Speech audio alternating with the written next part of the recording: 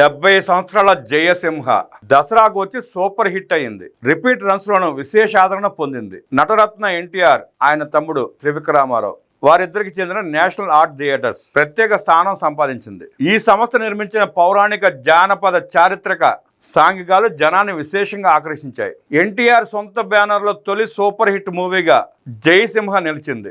ఈ జానపద చిత్రం అక్టోబర్ 21న 70 ఏళ్లు పూర్తి చేసుకుంది. 1955 అక్టోబర్ 21వ తేదీన దసరా సీజన్ లో రిలీజ్ అయిన జయసింహ అనూహ్య ఘన విజయం సాధించింది. అంతకు ముందు NAT పతాకంపై ఎన్టీఆర్ సోదరులు నిర్మించిన పిచ్చి పుల్లయ్య, తోడు దొంగలు చిత్రాలు విమర్శకుల ప్రశంసలు అందుకున్నాయే తప్ప ఆర్థిక లాభాలు చూడలేదు. అందువల్ల కమర్షియల్ హంగులతో జానపద చిత్రం జయసింహను 3వ సినిమాగా నిర్మించారు ఎన్టీఆర్ బ్రదర్స్. అంజలిదేవి నాయికగా నటించిన ఈ సినిమాలో వహీదా రెహమాన్ ఎన్టీఆర్ జోడీగా కనిపించారు. వహీదా రెహమాన్ హీరోయిన్ గా నటించిన తొలి చిత్రం జయసింహ కావడం విశేషం. ఎన్టీఆర్ కు రూమ్మేట్ అయిన డి యోగానంద్ ఈ చిత్రానికి దర్శకత్వం వహించారు. టీవీ రాజు సంగీతం సమకూర్చారు. సముద్రాల జూనియర్ మాటలు పాటలు రాశారు. జయసింహ చిత్రంలో హీరో పినతండ్రి పాత్రలో SV రంగారావు నటించారు. పినతండ్రి కొడుకుగా కాంతారావు అభినయించారు. రాజ్యం కోసం అన్న కొడుకునే ముట్టుబెట్టాలని చూస్తాడు రుద్రసింహ. పినతండ్రికే రాజ్యం వదిలివేసి వేరే చోటుకు వెళ్తాడు జయసింహ. అయినా అతడిని చంపే ప్రయత్నం చేస్తాడు రుద్రసింహ. పినతండ్రిపై కత్తి దూయని జయసింహను తమ్ముడు విజయసింహ కాపాడుకుంటాడు. దుర్మార్గుడైన కన్న తండ్రిని కడతేరుస్తాడు విజయసింహ. ఆ రోజుల్లో ఈ కథలోని వైవిధ్యం జనాన్ని కట్టిపడేసింది. ఇందులోని పాటలు సైతం విశేష ఆదరణ పొందాయి. గుమ్మడి, రేలంగి, రాజనాల, KV శర్మ ఇతర ముఖ్య పాత్రధారులు.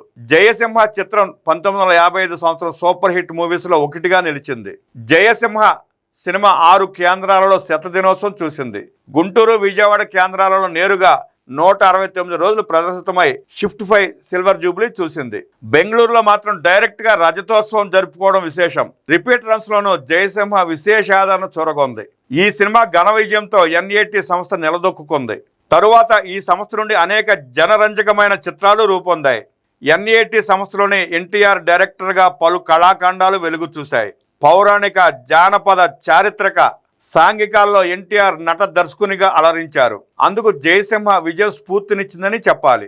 ఎన్టీఆర్ సొంత బ్యానర్లో తొలి విజయం సాధించిన జయసింహ 1955 అక్టోబర్ 21న విడుదలైంది. ఈ సినిమా సూపర్ హిట్ కావడంతో ఎన్టీఆర్ తన 200వ చిత్రంగా రూపొందిన కోడలు దిద్దిన కాపురం సినిమాను 1970 అక్టోబర్ 21నే విడుదల చేసి ఘన విజయం సాధించారు. ఎన్టీఆర్ స్వస్థలం నిమ్మకూరుకే చెందిన సినిమాటోగ్రాఫర్ S వెంకటరత్నం ఎన్టీఆర్తో నిర్మించిన యమగోళ చిత్రాన్ని 1977 అక్టోబర్ 21న విడుదల చేశారు. ఆ సినిమా ఎంతటి ఘన విజయం సాధించిందో అందరికీ తెలుసు. ఇలా అక్టోబర్ 21వ తేదీన విడుదలైన ఎన్టీఆర్ జయసింహ, కోడలు దిద్దిన కాపురం, యమగోళ రజతోత్సవం చూశాయి. ఎన్టీఆర్ నట జీవితంలో చివరి సినిమాగా విడుదలైన శ్రీనాథ కవి సార్వభౌముడు 1993 అక్టోబర్ 21నే విడుదల కావడం విశేషం.